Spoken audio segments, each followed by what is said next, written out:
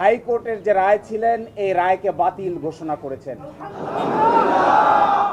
এবং ইলেকশন কমিশনকে নির্দেশনা দিয়েছেন বাংলাদেশ জামায়াতে ইসলামীর রেজিস্ট্রেশন এবং অন্য যে সকল ইস্যু ইলেকশন কমিশনের সামনে আছে বা আসবে সেগুলো যেন দ্রুতই নিষ্পত্তি করেন। এর এই মাধ্যমে আজকে বাংলাদেশ জামায়াতে ইসলামী তার নিবন্ধন ফিরে পেল এবং প্রতীকের ব্যাপারটিও ইলেকশন কমিশনের সামনে রেফার করা হলো আদার ইস্যু হিসেবে। এই জন্য আমরা মামলার শর্ট অর্ডার চেয়েছি। আমরা আশা করি আগামীকালকের মধ্যেই মামলার সংক্ষিপ্ত আদেশ আমরা হাতে পাবো।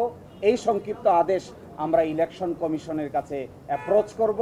বাকিটা ইলেকশন কমিশন আইন অনুযায়ী অতি দ্রুত জামাতের নিবন্ধন এবং জামাতের প্রতীক বুঝিয়ে দিবেন, এটা আমরা প্রত্যাশা করি। আজকে যে ডাইরেকশন দিয়েছেন আপিল বিভাগ, সেই ডাইরেকশনে বলেছেন জামাতের রেজিস্ট্রেশন এবং অন্য কোনো ইস্যু যদি ইলেকশন কমিশনের সামনে থাকে তাহলে যেন ইলেকশন কমিশন এটা ডিসপোজ করে।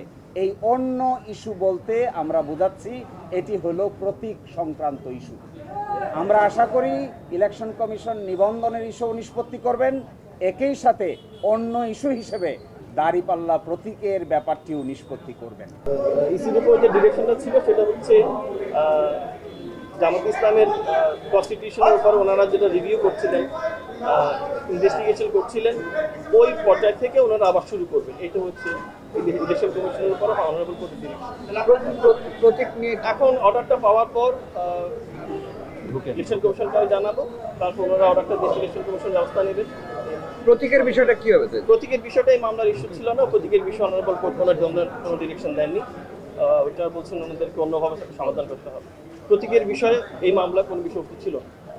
তার মানে দাঁড়িপাল্লার প্রতীক তো পাচ্ছেন না, তাহলে এটা কি দাঁড়ালো? প্রতীকের বিষয়টা নিয়ে এই আলোচনা করে বিষয়বস্তু হয়নি, এই মামলা কোনো আলোচনা হয়নি। আপনি এবার একটু বলে দেন যে ওই নিবন্ধনের বিষয়টি ইসি সিদ্ধান্ত নেবে, কিভাবে নিবে এটা একটু বলুন।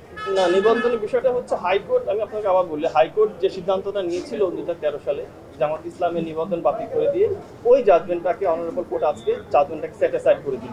না, দাঁড়িপাল্লার বিষয়টি ওই মামলার বিষয়বস্তুর মধ্যে ছিল না। দাঁড়িপাল্লার বিষয়টি 2016 সালে অন্য একটি বিষয়ের মধ্যে হয়েছিল, এটা এই মামলা আলোচিত হয়।